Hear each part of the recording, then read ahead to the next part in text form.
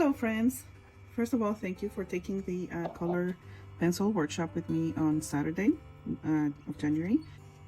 I know this is what we had on the flyer, the invitation flyer or the advertising post, and this is really where I wanted us all to be able to go. So in case you would like to have something more I guess closer to photorealism, like this one, that's the purpose of my video, so that we can move forward on this. So this is probably close to where most of us got to. You probably got a little bit farther ahead than I did, and you could see how I've already completed my cup, and it's already been burnished. The way I could verify that it's burnished is I could touch it and feel that it's waxy. The surface is waxy here compared to the other parts of my composition or and another way too is by putting it against the light, and you could see a little sheen. I don't know if the camera would pick it up, but you would see a little sheen on your burnished areas than that you wouldn't find on the raw paper. And this still looks matte on my artwork because I haven't burnished the background.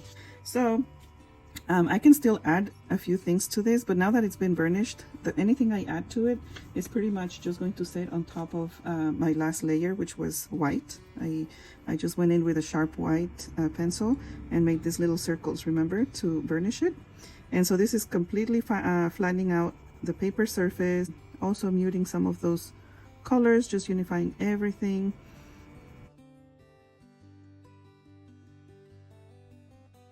Imagine adding more colors on top or more layers of colored pencil, then it's pretty much just going to slide right over that that last layer. In this example, you can see the whole surface is burnished already.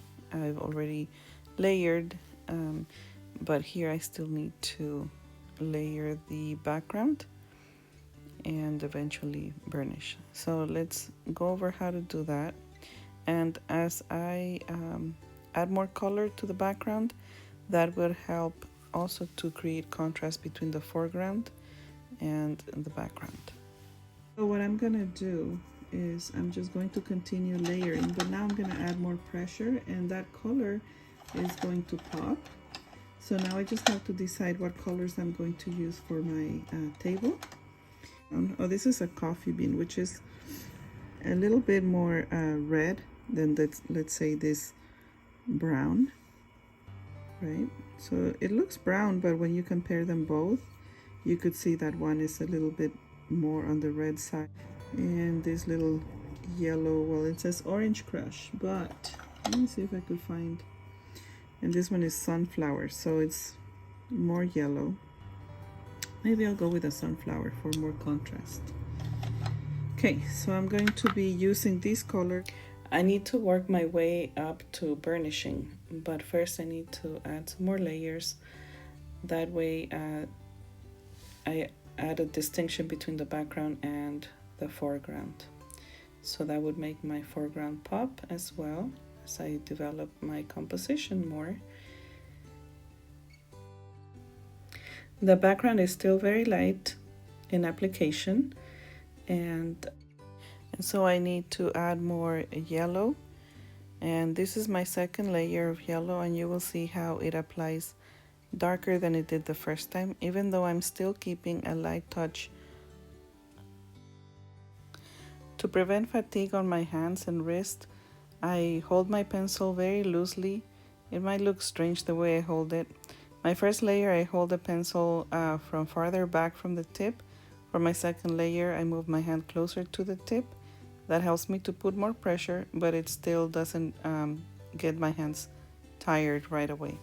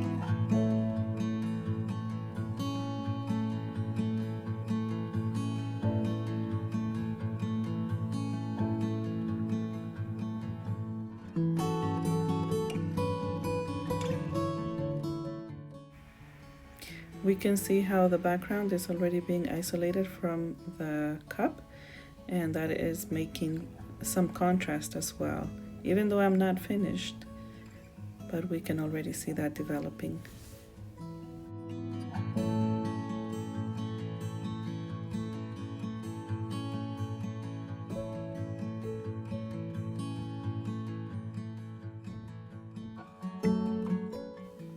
It's just a matter of adding more layers and working our way to burnishing on the third or fourth layers.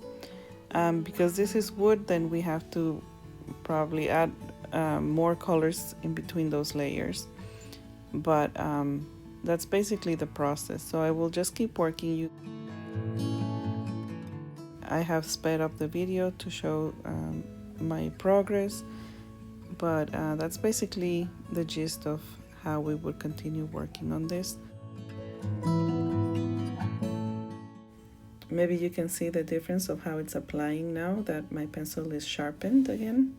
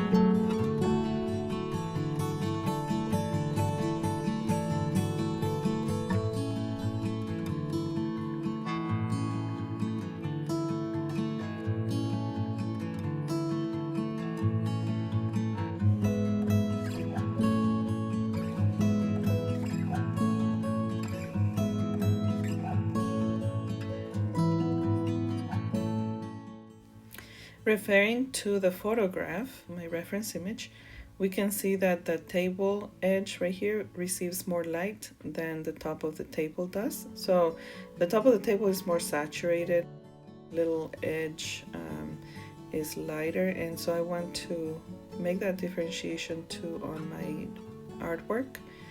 I have already burnished the side. I added some white. I'm gonna add a little bit more and maybe later on come back and darken that up.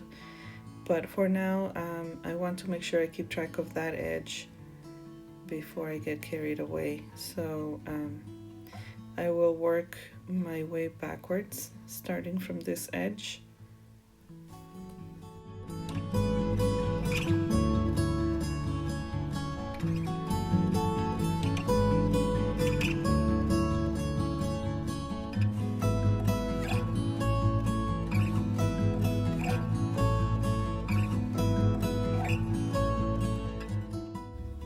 Remember, we are using multiple colors for the wood. If we look closer here, we see beige, darker brown, maybe some hints of a reddish brown, some yellows in some areas. And so I'm keeping that in mind when I'm trying to replicate that surface.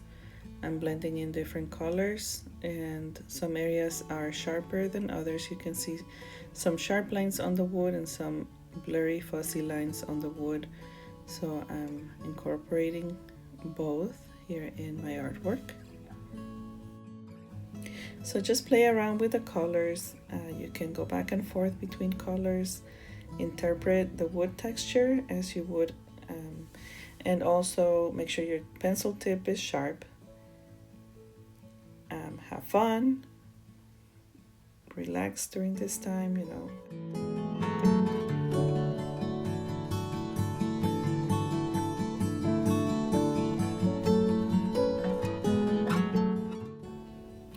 I'll give you another helpful tip. You might already know this, however, that feel free to move around your paper rather than coloring or drawing at weird angles. Make yourself comfortable. I always move my paper around to whatever feels more natural to my hand or my wrist. And here in this shadow, you will see that I already had layered. Maybe you remember from the class, I had put my original layer of color that was very light, and then I applied some blue and then brown, and then I went back and added a purple in between those two colors. And so now I'm just covering again with the same wood color that I have been using. So all these colors are layering on top of each other. This yellow is bringing it all together. We'll see how it goes. We can always go back and darken the shadows if I needed to, but for now I'm just continuing to layer the same wood color that I've been using on the.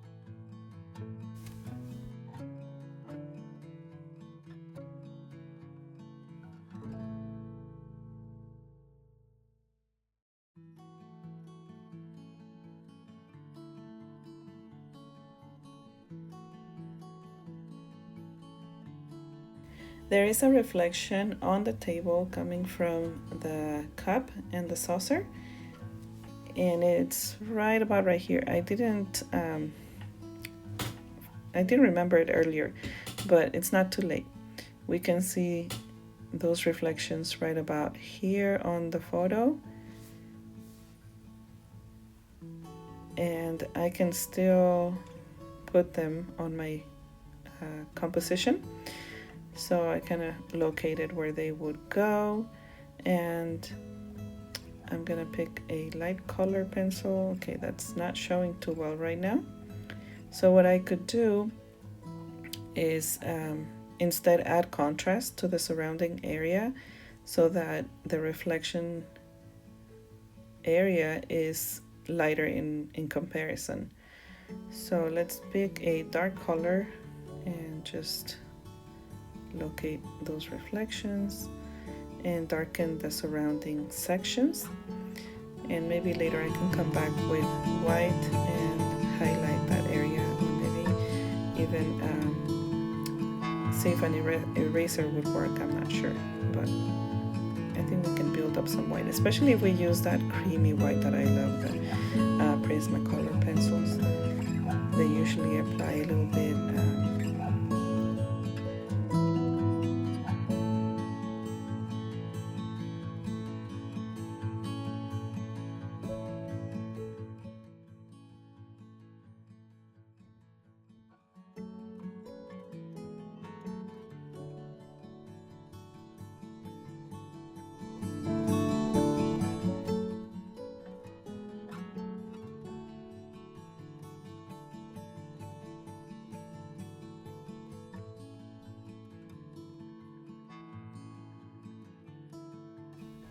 Okay, so we can definitely see a contrast, and I'm going to keep working throughout the table to bring wood color, wood texture.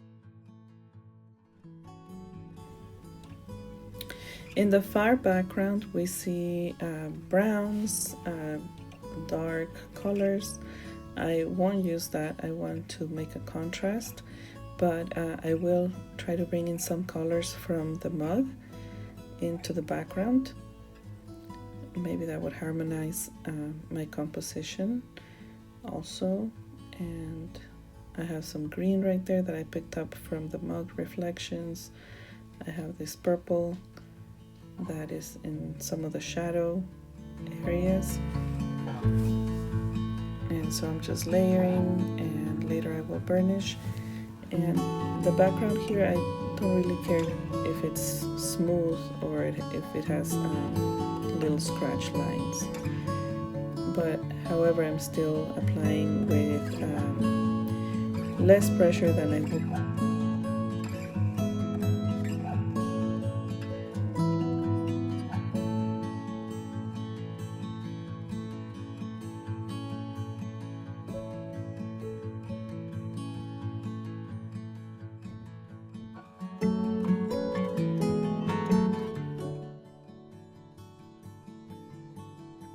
There might be some yellow wood, but I want to even out the colors and